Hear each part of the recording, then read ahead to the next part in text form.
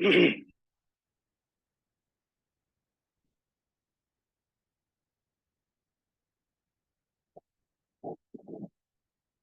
namaskar all of you. The Guruji's system, the system that was for him, not the system that is for you and me and we people. We are trying to decipher that. So, in Guruji's system, which was meant for him, yoga that was meant for him, was totally different than the yoga that he has given, which is meant for you and me and the worldly people.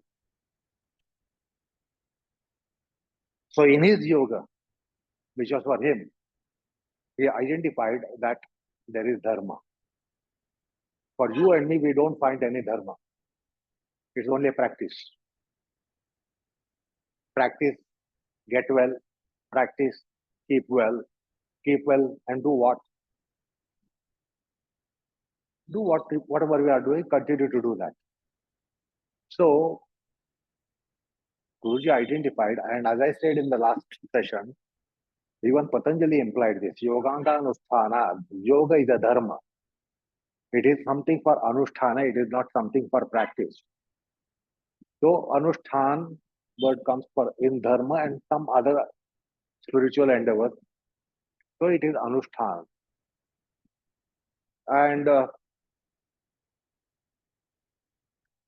Yamaniyamas and the entire Ashtanga Yoga has a dharma, not a set of practice. I will try whatever I can. I will do as much as I can.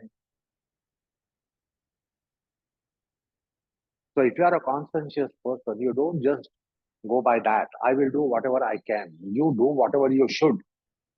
Whether you can or you cannot, you do it because you should do it. So as householders, you have your families. So if you cannot say, I cannot do it, therefore I won't do it. You will have to do in some way or the other because you are supposed to do it, you should do it, you must do it. So you will try. Whether you succeed or not, you will try. So similarly, Ashtangas, it is not that I will try to practice yamas as much as possible, as much as I can, niyamas as much as I can, asana as much as I can, or as much as I want. So we don't trace dharma provided we have education in it. Now, if you have a family, don't you have some dharma to be in family? If you have a society around, don't you have any dharma in society? What is that dharma? Duty, duty-mindedness, aware of rights, taking rights, giving rights, sharing rights, performing one's duties, allowing others to perform their duties, not impede them, obstruct them in their way to carry out their own duties. So as human beings, we have certain responsibilities. So what I call as right-mindedness, R-I-G-H-T, rights. We have rights, others have rights. We are given rights, we have to give rights. We have to take rights, allow others to take their rights. Similarly, duties. So once you are in asanic dynamics, this is the dharmic principle. What is my right? What right should I be giving? Now, how much right you have on your breath and how much the breath has a right on you?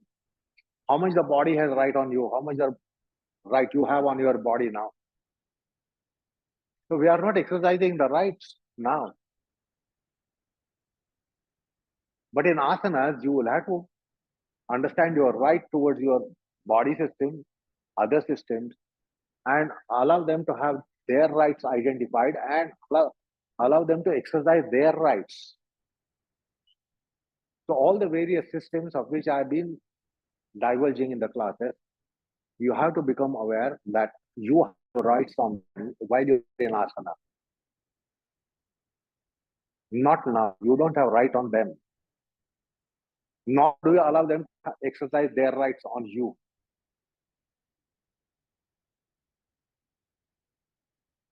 So in asanas, the field is opened out. Therefore, in technical term, asanas are called also yantra. I am not referring to yantra as a machine. We have a wonderful concept of yantra, tantra, mantra. So find out, are you aware of something like that? Hanuman mantra, Hanuman tantra, Hanuman yantra, or any deity. There is yantra, mantra, tantra. So similarly, our embodiment is a marvelous machine, and in spiritual pursuit or in a yogic pursuit, we open out the field for exercise of right, exchange of rights, exercise of duties, exchange of duties, exchange of privilege, and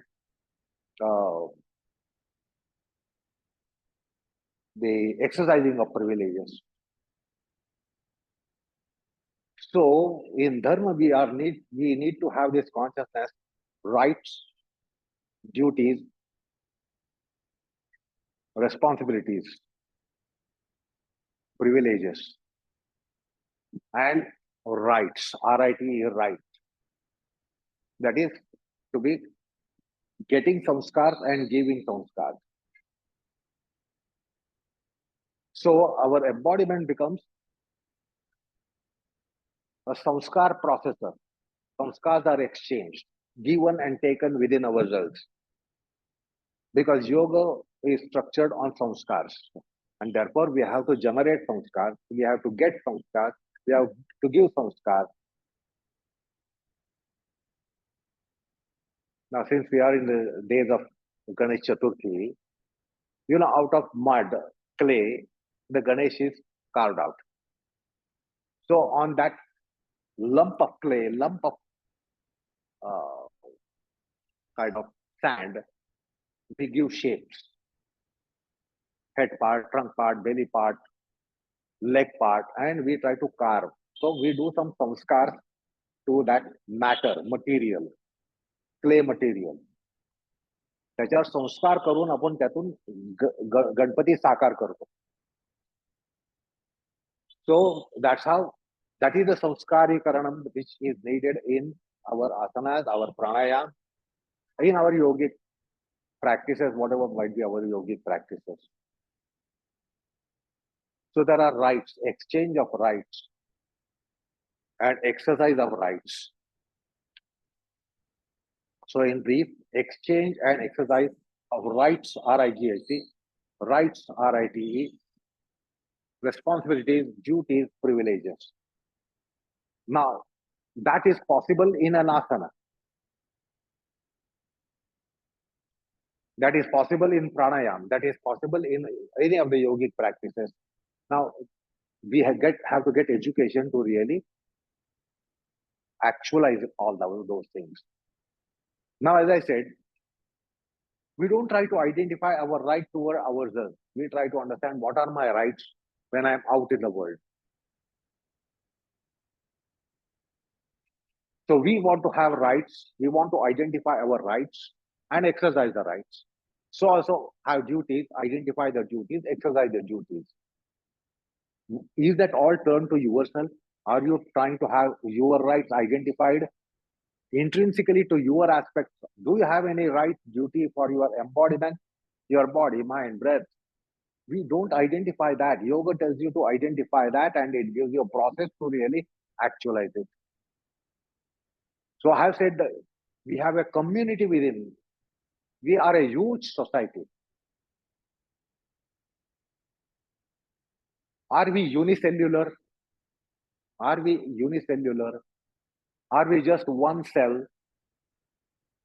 We are countless living cells. So we have so many kinds of cellular communities, cellular strata. Something happens to cell here, we don't bother much. Something happens to cell here, we bother. discrimination which happens in society. When you are in society, you will like someone, you won't like someone. Somebody is your favorite, somebody is not your favorite. Somebody is close to you, somebody is not close to you. Somebody is related to you, somebody is not related to you. So our life dynamics depend upon all that. Who are my relatives, who are not related to me, whom I like, whom I don't like, who are my favorites, who are not my favorites.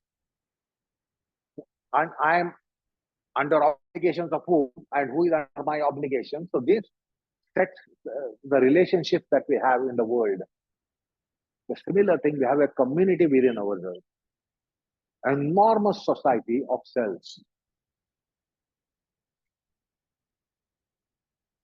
It's a highly populous society that we have within ourselves. So you know what is the population of cells in our embodiment? Some hundreds of trillions of cells reside. Now, if you have society of 10 people, 100 people, 1,000 people, 10,000 people, million people, you identify so many things there: rights, duties, privileges, etc., etc. We are not taking any responsibility for our own embodiment, which is collocation of so many cells, countless cells, very populous, extremely populous. We are multicellular. So in asanas, you are told about what are your duties to various cellular community.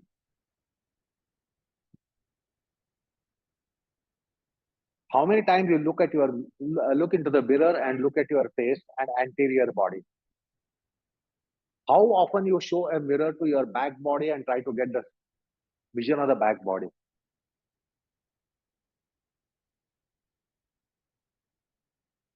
Although we are in the era of CCTV cameras, we do not bother to have the vision of our back. But for our anterior, we stand in front of the mirror and try to take necessary care for our appearance, which is on the anterior. While in asanas, you are told to become aware of your cellular community in the back and address them. Have relationship with them. Become benefactors, beneficiaries mutually. So in front of the mirror, you address your face. But if you are in an asana such as Shirshasana or Bharadwajasana, you will address your back. So the cells of the back will be addressed. So you identify your duties towards the cells of the back, the cellular community of the back. You identify your rights and their rights and try to have the exchange and exercise of the rights. And that is why Guruji understood that in asanas, in pranayam, in yogic aspects, in asanas, bandhas, kriyas, mudras, pranayamas,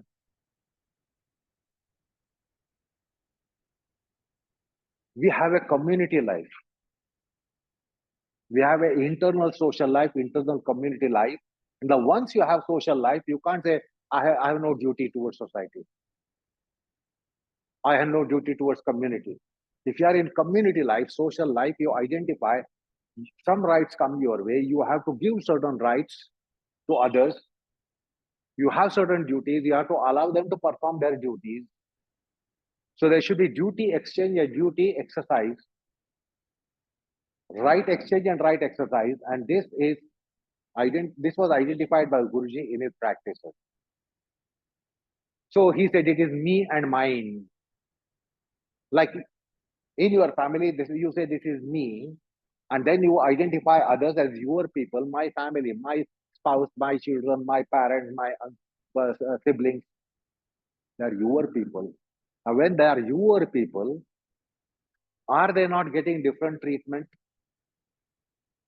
Is there not different exchange of rights and exercise of rights, exchange of duties and exercise of duties, exchange of rights, RITE, and exchange of rights, RITE, responsibilities? So you identify when you are in your family, you know you are responsible to them, and each one of is responsible to each other in the family unit. Each one is responsible to you. You are responsible to them. So it becomes exchange of responsibilities if you have well-knit family. If it is not well-knit family, it's a different thing. But if it's a well-knit family, you have responsibility towards each member of the family. Each one of the family member has responsibility towards each other of the family. Everyone in the family, including you. So also this concept of me and mine is so important in yogic process. That's why in education you are told about me, mine, in me, of me, and it becomes a huge society within ourselves. We are not familiar with the internal social life, which only becomes probable the field is opened out for internal social life when you are in asana, pranayam, bandha, kriya, mudra, etc. Otherwise, no. Now we all think we are unicellular. You all think you are unicellular. I have many times said it is wrong in the languages to describe the first person entity as singular entity. I, pronoun I, or mine, or me, or aham. So we think it is singular entity. It is not singular, it is plural. So in reality, it is plurality and not singularity. But in language, pronoun I is said to be first person singular entity. Whereas in Adhyatma, we are given a realization, the first person is composite of several persons. So the sense of right and duty is better opened out by yogic practices if you have better education in it. Your sense of right, sense of duty, sense of responsibility, sense of privileges.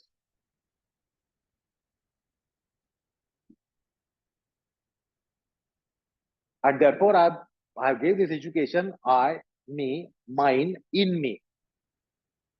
Now this is our entire uh, internal nuclear family.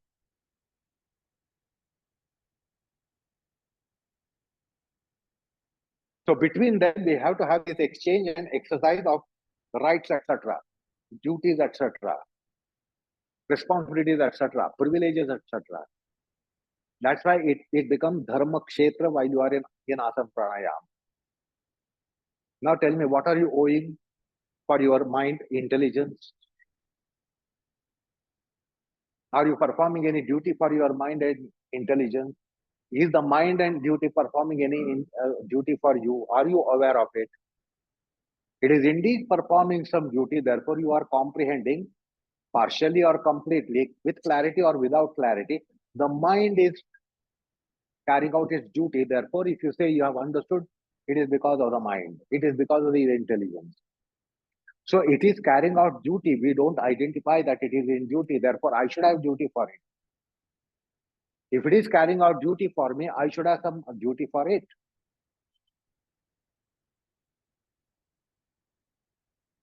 So you think that the breath is carrying, participating, nothing, no participation at all. But it doesn't happen in yoga. If you are in yoga, yogic process, the mind will participate. Breath system will participate. All the systems will participate. They will partake. They will part with. So the internal social is on. So that's a field for you, we to identify the dharma.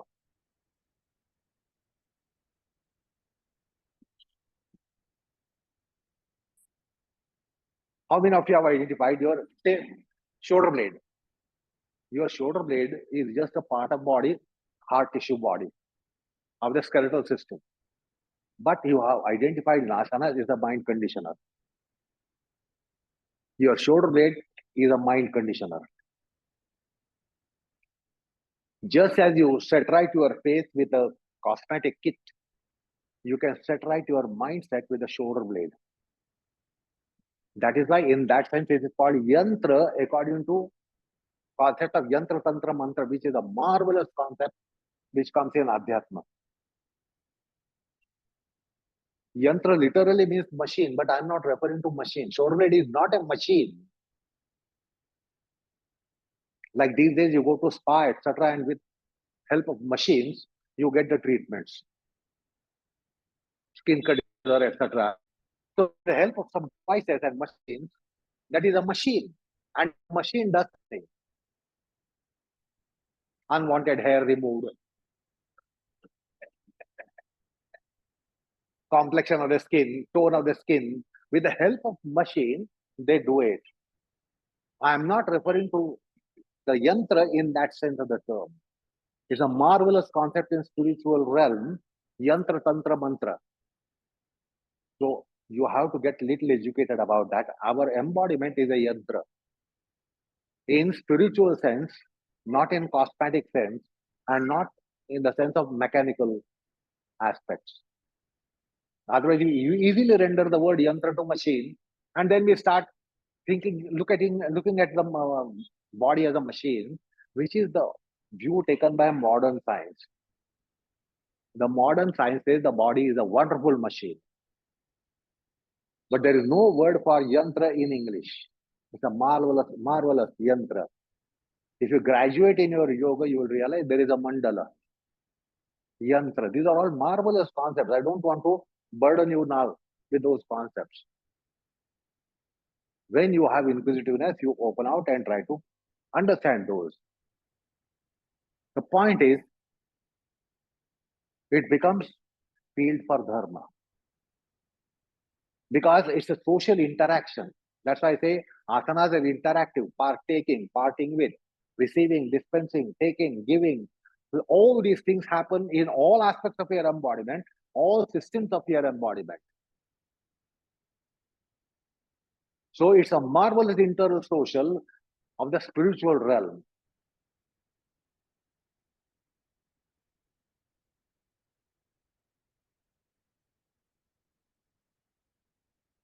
So since we are in Ganesh festival time, you might all of have chanted that often in Ganesh Atharva Shirsha. Mooladharo sthito asi. Now, Mooladhara is the dirtiest part of you.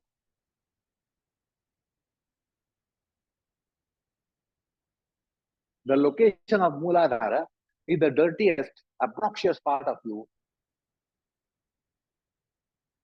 So that is what it is in the exoteric anatomy. But in the esoteric anatomy, Ganesha resides. Now, what is Ganesha Devata? Giving Riddhi Siddhi. And that is why Mooladhara region is a generator of Siddhis. Because Ganesha resides there. And Ganesha Devata is the deity of Siddhis.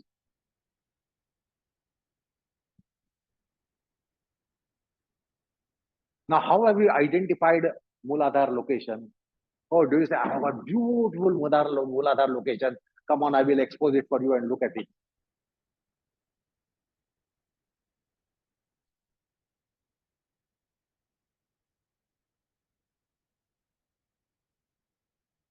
How much cosmetic treatment will you go to the Mooladhara part? How much you bother about your face? See the social indiscrimination that we have within ourselves because we do not understand the Dharma. So if you get little introduction to esoteric anatomy, physiology, then you will realize your embodiment is a marvelous yantra for your spiritual pursuit, spiritual evolvement. Your Mooladhara region plays enormous role for your spiritual evolvement. Common man will have no clue. Where is the spiritual involvement? In my heart, in my brain. Nowhere it will say anal mouth. That's why it is a marvelous yantra when you are going for apavargarthata. So Patanjali says when this embodiment is for bhogarthata, it is one caliber, one role, and you identify it in particular condition. But when the same embodiment is for Apavargasata, then you will realize it is really yantra which can perform marvels, which can give you enormous powers. So in Upasana, they use yantra, tantra, mantra, so that the deity and the mantra of the deity becomes powerful. And you can get so many siddhis, which Patanjali has endorsed in 4th chapter, Janmaushadhi mantra tapas samadhija siddhaya mantraja siddhi. So when it is mantra, it is always tripartite, yantra, tantra, mantra. So that is when you start studying Tantra Shastra, you will realize Yantra, Tantra, Mantra is a composite thing. Therefore, if you are doing Hanuman Upasana, the Upasana, any deity's Upasana, in your puja place, have a Yantra also kept there. And then you have a mantra. And then you have a Tantra, how to worship. Anyway, so our embodiment really becomes Yantra, exalted Yantra, in the sense of Tantras while you are in yoga.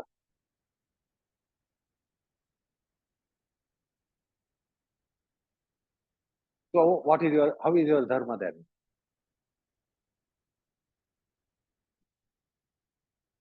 So suppose somebody has average parents, just biological parents, don't have anything special in them. What is your relationship with the parents? But suppose your parents are exalted super human beings with enormous aura. What parents mean to you? If they are only biological parents, how much do they mean? But if they are much more than just being biological parents, what do they mean to you?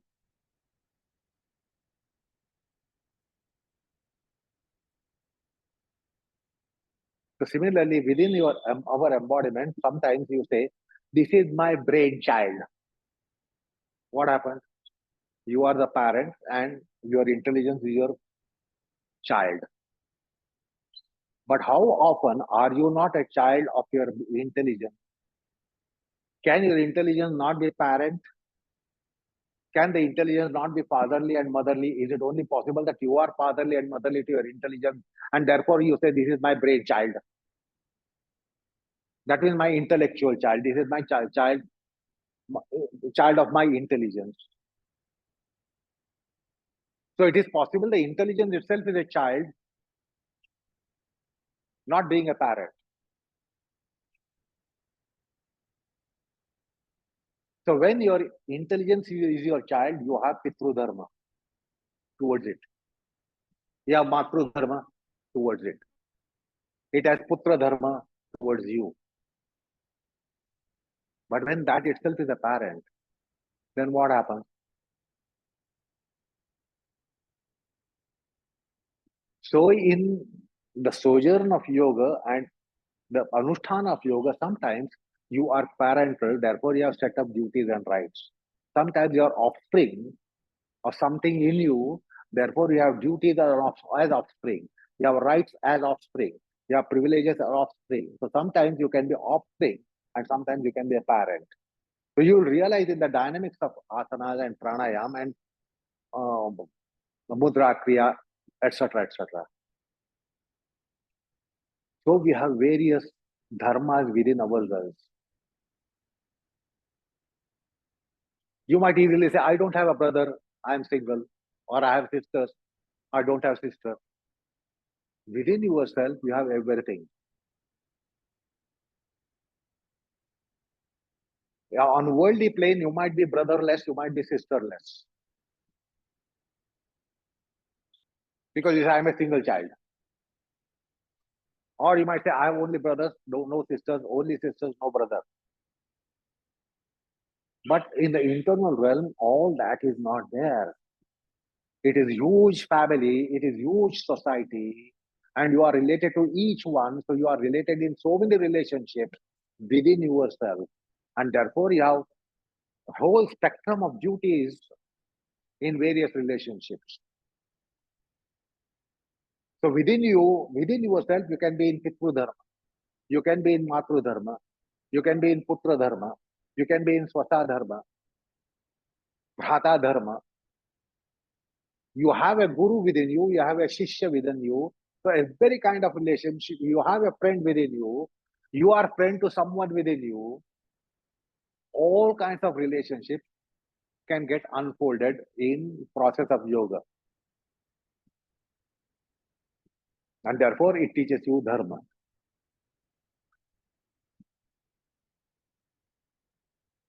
Now to be, as I said, Guruji, when he said I was a philosopher, how was a philosopher while he was practicing? That philosopher in life, or philosophy of life means you must be accomplishing in your life. How do you accomplish in your life? Not in social assessment. Not that the world has to assess you that you are successful. There are 4 purusharthas: dharma, artha, kama, moksha. Now, for cavil purpose, I will say, some of you might say, I am not looking for moksha. I am not looking for liberation. Moksha is not sought by me. I don't want moksha. I am not looking for moksha. I don't have urge for moksha or thirst for moksha. Because you have not understood the concept of moksha. Don't you want somewhere liberty and freedom? You want to be free from something. Well, that's the concept of moksha. So wherever you want to be free from something, free of something, and liberty from something, that itself is moksha. So don't think moksha is only adhyatma sadhana and for a spiritual pursuit. You require moksha not in mundane life. As father, mother, wife, you don't need moksha. Son, daughter, you don't need moksha. Everywhere you require moksha because you want freedom from something. You want freedom from some kind of bondage at some point in time in a day.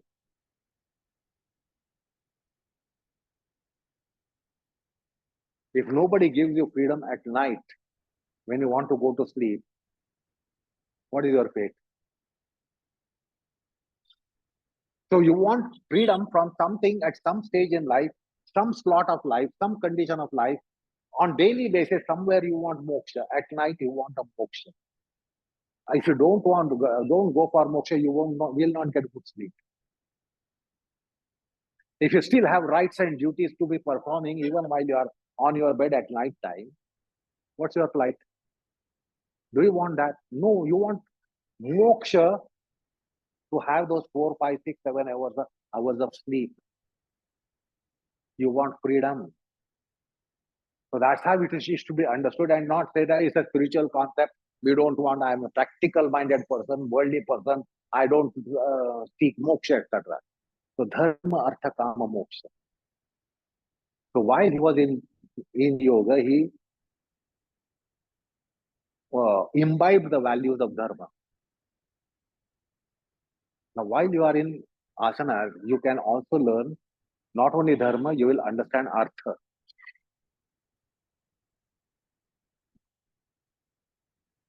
So what is dharma purushartha? What is artha purushartha? What is kama purushartha? What is moksha purushartha? This gives fulfillment in life and accomplishment in life. So our ancient wisdom has spoken about dharma, artha, kama, moksha. It's not only for some people who are in the spiritual path, but for everyone. Now, dharma is not one of the 4. Dharma is something that runs through all the 3. So that's how we have to understand the 4 purushartha. They are not 4. 1, 2, 3, 4. Dharma column, artha column, kama column, moksha column. Dharma runs through all those. That is why it comes first, because it is pervading all others. Now, as living beings, don't we have any desires? So therefore, we'll have to have desire management. So therefore, there is kama management. We have a kama shastra. The Kama Shastra will tell you how to fulfill your desires, how to get gratification without inflicting injustice to counterpart.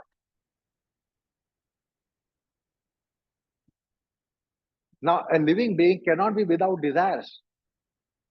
Any living being will have desires. This doesn't sound as desires, but any living being will sound desires. So the desire is so much there for any living being, and therefore there is management of the desire, and that is called the Kama Shastra. And the Kama also has a Dharma. Bhagavad Gita, Dharma aviruddho kamo asmi. Dharma aviruddha kama asmi. I am Kama where Dharma is not violated. So the Almighty doesn't say don't gratify your desires. Gratify your desires in a dharmic process with embrace to Dharma, not isolating Dharma or banishing Dharma. You can satisfy your desires.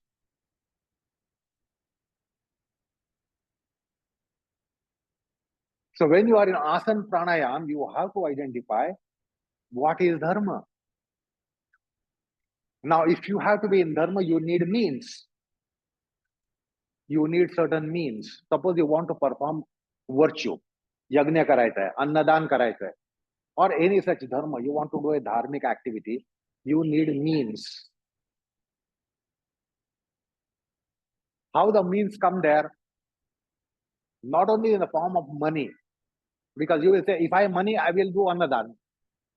You don't just need money. You don't just need the fiscal resources, money resources, monetary resources. You need buddhi.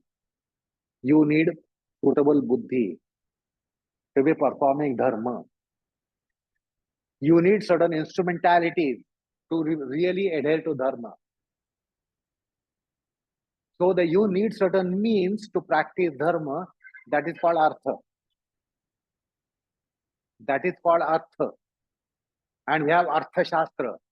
Artha shastra is not economics.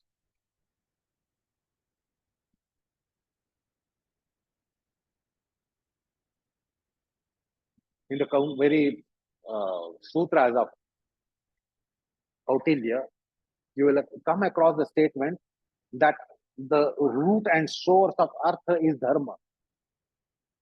Dharma is the source and root of artha. While economics, they don't bother about dharma. Wants, desire, satisfaction, means, ends, resources. That is the modern economics. We Indians are mistaking. We say economics is Arthashastra. Nowhere, not at all. Now, in your asanas, you have certain desires, you have certain wants. You have to satisfy something. You have to get satisfaction. You have to satisfy your body system, breath system, mind system. So the karma is there. Now, if you recall, I had given the precept of Vaishya Dharma, the interaction, the transactions which is within. If you are taking something, you have to give corresponding. If the body is getting something, the body should be giving corresponding. If the mind is getting something, the mind should be giving corresponding. If the breath is getting something, the breath should be giving corresponding. So the mercantile, you can't walk into shopping mall without money and without card and just fill up your trolley, come out and then pour your trolley into the dicky of your car and walk away. You'll have to pay the consideration. So similarly here, there is a give and take. When there is a give and take, there should be proper mercantile arrangement, the Vaishya Vritti, Vaishya Dharma, that you are justifying in taking something by giving corresponding. Between body, mind, breath, senses, psyche, consciousness, various systems which are involved. So the Vaishya Vritti, the Chaturvarna Kriya which you have, if you recall or read into the book and find out, Brahma Dharma, Kshatriya Dharma, Vaishya Dharma, Shudra Dharma. So that's why in our Dharma we are told about Varnashrama Dharma. Are we following the Varna Dharma? Sometimes we are Brahmin. As Brahmin, what is our duty right? What rights and duties we have to do to others? As a Brahmin, you have to give rights and duties to others with whom we are interacting. So the Varna Kriya, Ashrama Kriya. So Guruji, that's why discovered that aspect of the ashramas, brahmacharya ashram, grihastha ashram, vanaprastha ashram, sannyasa ashram.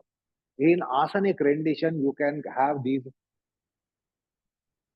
cultures of being in brahmacharya ashram, being in grihastha ashram, being in vanaprastha ashram, being in sannyasa ashram, being in brahma vritti, kshatra vritti, vaishya vritti, shudra vritti. And that's why Guruji spoke about the varnashrama dharma in asanas and pranayama. So that is the way to be in dharma.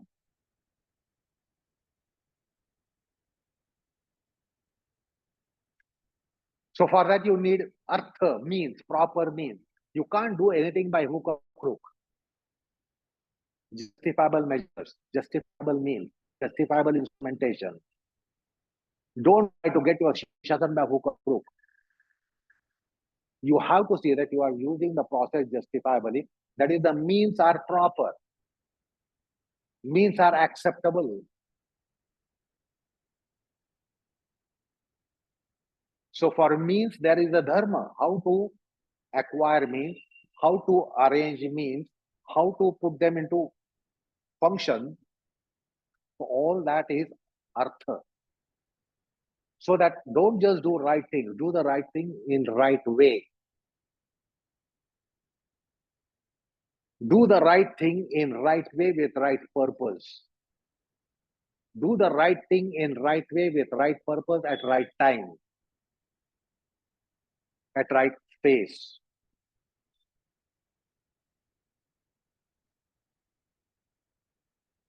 So what is that doing right? It's not just technically doing right, biomechanically doing right, or structurally doing right. When, where, how, why? These are the factors for scrutiny which Guruji introduced in his teaching.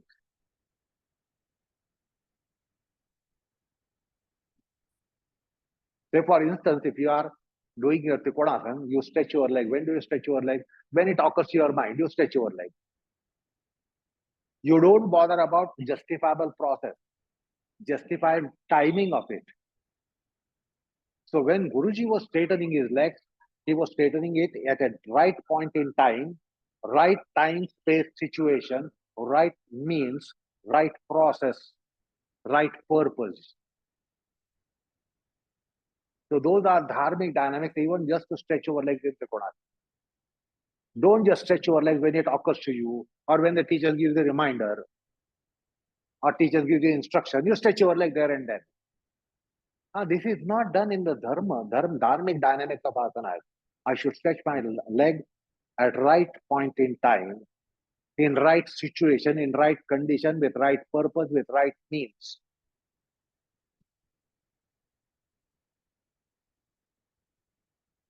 So the dharmic dynamics can be coming in your asanas, provided you have education.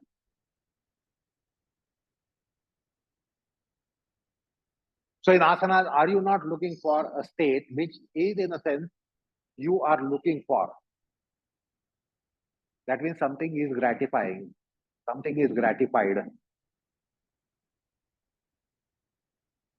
The state that you look through asana, say tranquility, neutrality, etc., there is some kind of gratification of something in you, and something is gratifying for you to get the required expected state.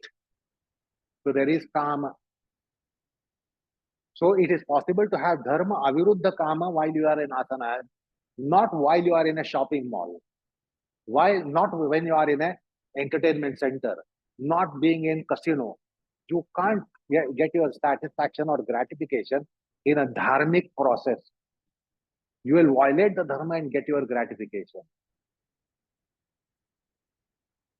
So you go to a restaurant and get gratified.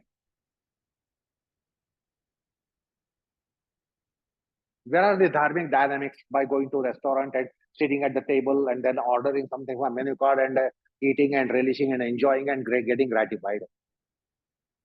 While in asanas, if you are going to get a required state, you will have dharmic channel to go for.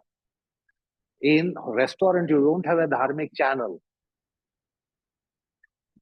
Just get gratified, enjoy masal dosa, enjoy pani puri, bhel puri, and come out. Where is the dharma in getting your gratifications? But in adhyatma, dharma aviruddha kamaha is possible. So a wise person, a philosopher will see that all those gratifications are had in a dharmic channel, dharmic process, in the dharmic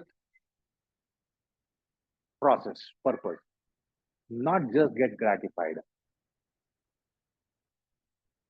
So therefore, try to ponder over dharma, artha, kama, moksha, how it can come in asanas, and then the varnashram dharma, the duty-mindedness, brahmacharya ashram is that duty-mindedness in grahasthashram, vanaprasthashram, sannyasashram.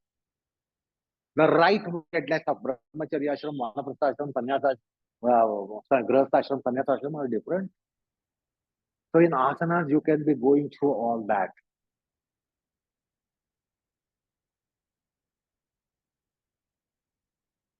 The other day I said in the class that when you are in asanas in proper process, you are in Satya Yuga. You are not in Kali Yuga. You are not in a dark era. This is a dark era. Dharma is limping on one leg. In Krita Yuga or Satya Yuga, Dharma is on four legs. So we do not have any idea about it. Satya Yuga on four legs, Treta Yuga on three legs, Dwapar Yuga on two legs, and Kali Yuga on one leg. It is limping. Dharma is limping. So you get conducive condition in Satya Yuga, so you can practice Dharma. So you want suitable condition to be in virtuosity or practicing virtuously. If it is unsuitable condition, you come out with fretting and fuming. So in asanas, you are taken to Satya Yuga. So Dharma can be practiced easily. Because today we easily say it is very difficult to adhere to Dharma in this dark era. Kali Yuga, it is very difficult to go on the path of Dharma. But asanas, pranayama give you Satya Yoga. Where is the problem in not adhering to Dharma? Nothing is obstructing you, nothing is impeding you, nothing is interrupting you, nothing is spoiling you, nothing is contaminating. So Dharma can be purely practiced while you are in yoga. Because you are not in time and space. You are beyond time and space, so you are in Satya Yoga.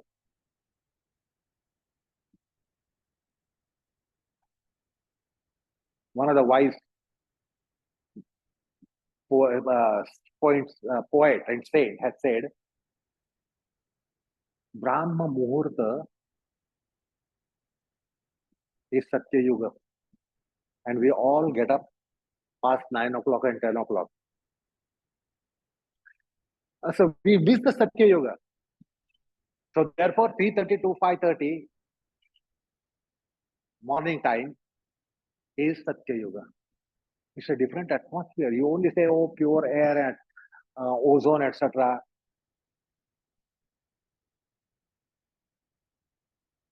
Or the other family members are not there to chastise you, harass you. Chaha kela ka? Nobody will ask you at 3:30.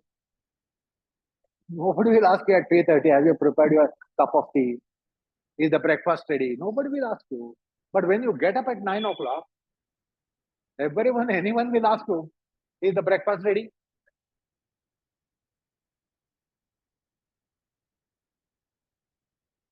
Anyway, 4 yugas come every day to us. So in asana pranayam, you get into Satya Yuga capsule. And therefore, dharma can be practiced. It's a wonderful facility to be in dharma provided you intend to be in Dharma. So Dharma, Artha, Kama, Moksha. Now Artha, therefore, Guruji also understood the Artha Dharma in his Asana and Pranayama. Therefore, for us also he told us, today, all the teachers decide on what should be the professional fees. Who is charging how much? If that fellow is charging 1,500 rupees per lesson, I can certainly charge 2,000 or 2,500 because I am better than that teacher. I will give better than that teacher. So we compare this way. So what is the prevailing rate?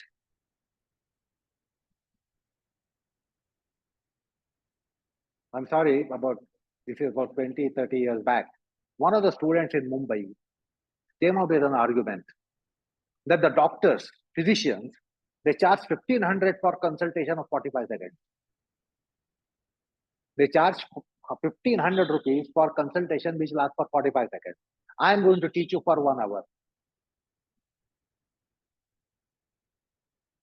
And therefore, I am entitled to charge more. So because the physicians are charging 1,500, he started charging 1,500, justifying they are only for 45 minutes and I am for 45 seconds, I am for 1 hour. So it has to justify that I can charge 1,500 when the physician charges 1,500 45 seconds. So he found justification to be charging 1,500 30 years back for one private lesson. Why? It's a private lesson, like you consult your physician privately in a cabin.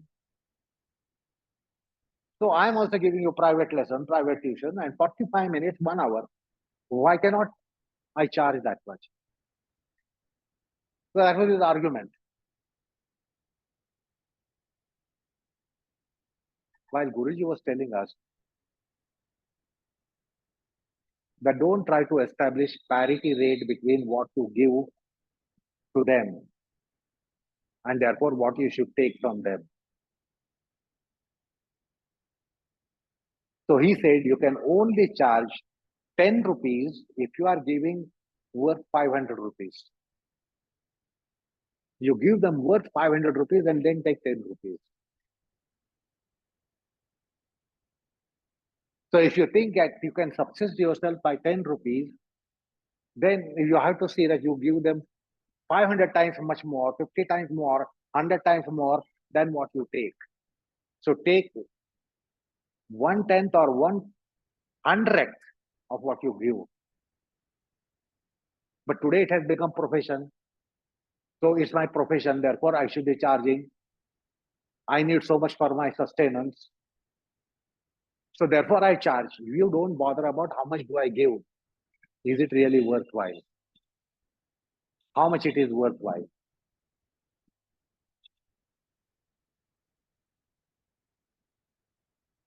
You will not pay 50,000 rupees for this mat. You will not pay 100,000 rupees for the bolster.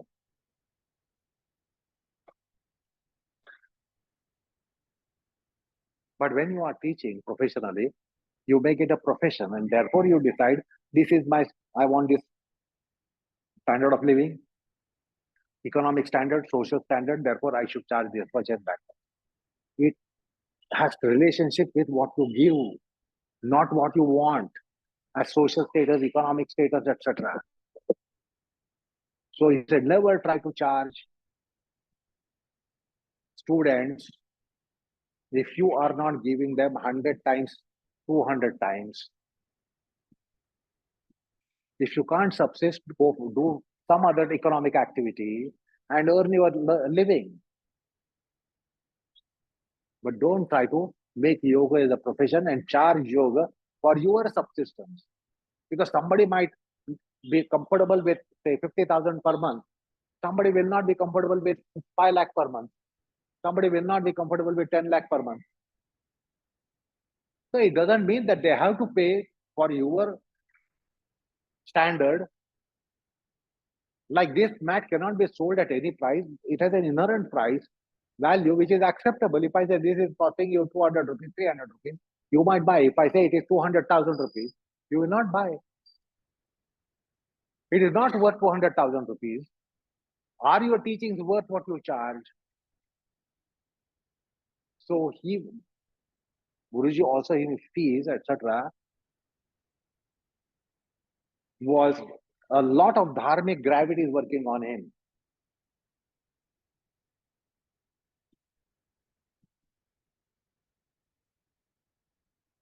So his class fees when he started was 10 rupees per month, once in a week. 10 rupees per month, once in a week class.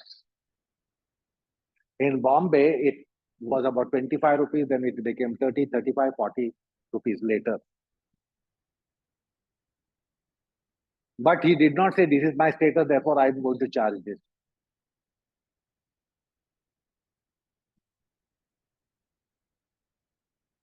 Say, example of tailoring, the tailors. Say, stitching charges are, say, for a pant or for a shirt. So there are some stitching charges.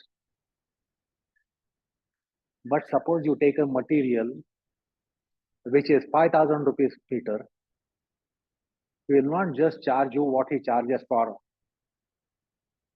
ordinary cloth material. Because it is expensive material, he charges more. The painters, they have a rate. This is per square foot. This is the painting rate per square foot area. But if you take very expensive paint, the charges will go up.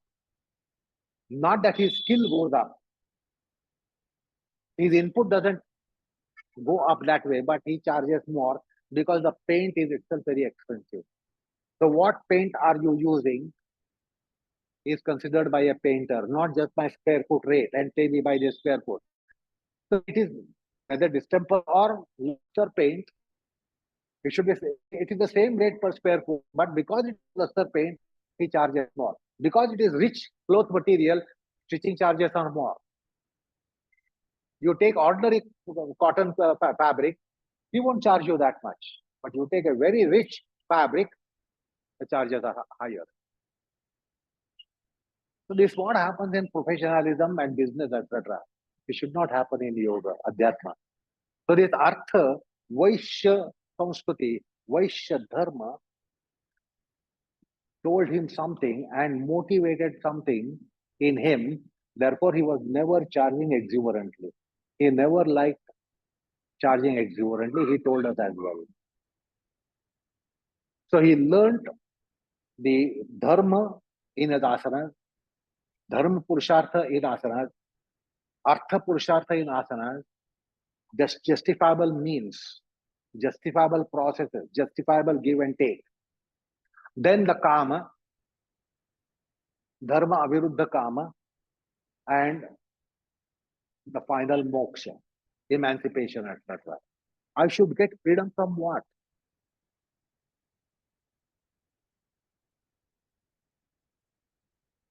Just asking for freedom is one thing, but if it is investigated and scrutinized, you are asking for freedom for what? From what? So that should be justifiable. Freedom how? Freedom why? So freedom from what? Freedom how? Freedom why? This is what Dharma teaches you in the Chaturtha Purushartha. And that's why for Guruji, it was wonderful field for Dharma sadhana, which taught him Dharma, Artha, Kama, Moksha, Varnashrama Dharma.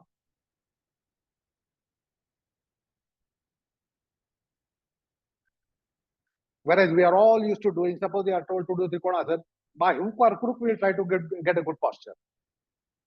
By hook or crook we will try to get good posture because our idea is asana is a posture. So by hook or crook get it.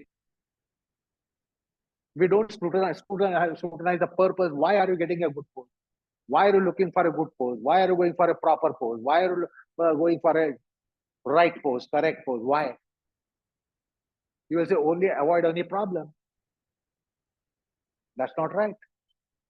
Just to avoid problems, I want to do correct pose because faulty pose will create problems. So I don't want to face problems. Therefore, I want to do a perfect pose, correct pose. This is not right. Why do you want to go for perfect pose? What are you going to do with a perfect pose thereafter? Is important consideration. So what will you do after your Trikonasana is perfect? Do it, walk away. What are you going to do with the perfection of it? That has to be scrutinized. So Guruji was having this scrutiny within himself. So somewhere try to peep into Dharma sadhana, Artha sadhana, Kama sadhana, Moksha sadhana, which all adheres to Dharma. The Dharma is embankment for other Purusharthas. Or Dharma is inherently running in all Purusharthas.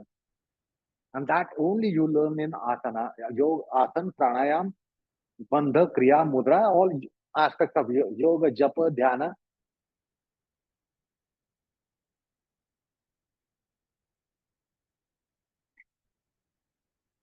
So finally, if I tell you, take care of your body, what are you going to do? Have good lifestyle, square meals, whatever medicines required, administer the medicines, take the medicine, whatever tonics needed, take the tonics, take care of the body.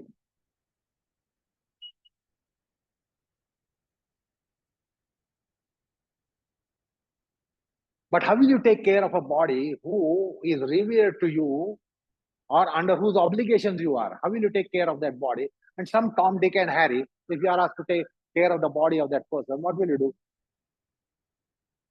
Give him something to eat, feed him. But suppose your beloved one, your loved one, your revered one, will you just give them food for their body? So what is taking care of the body is not just by square meals, some lifestyle, some exercise, regular exercise, and then some medicines as and when needed. This advice we get very often: take care of your body. Particularly when you are in ill health, others will come and tell you, take care, take care, take care. What care? Take medicine, swallow medicine. So what is the taking care? Because you have duty, you owe something and you have rights towards it. You have to give rights to your body. So it should have rights. Therefore, you have to keep yourself healthy. It should carry out its duty. Therefore, you have to take care of your body. That you don't have just one body, a gross body, subtle body, causal body. So the philosophy divulges all these realities, and therefore, your idea, take care of your body, is expanded. Sthula, Sukshma, Karana, Sharira. Anyway, so that's how Guruji, in his pursuit, he was not looking like you look for your asana, let me do correct pose, let me get what I want. Halasana, I want got relaxation, so I have to get relaxation. Viprit Kani, I have to get relaxation, I get relaxation, I will try to get relaxation. Where is the Dharma? You are not identifying the duties, rights, responsibilities, privileges. There is no exchange and exercise of all those. And therefore, when Guruji was practicing, he was opening it out for exercise and exchange of dharma, and the duty-mindedness, etc., artha, kama, moksha, etc. So the field was opened out for dharma, artha, kama, moksha. Vanaprastha, the brahmacharya ashram, grihastha ashram, vanaprastha ashram, sannyasa ashram.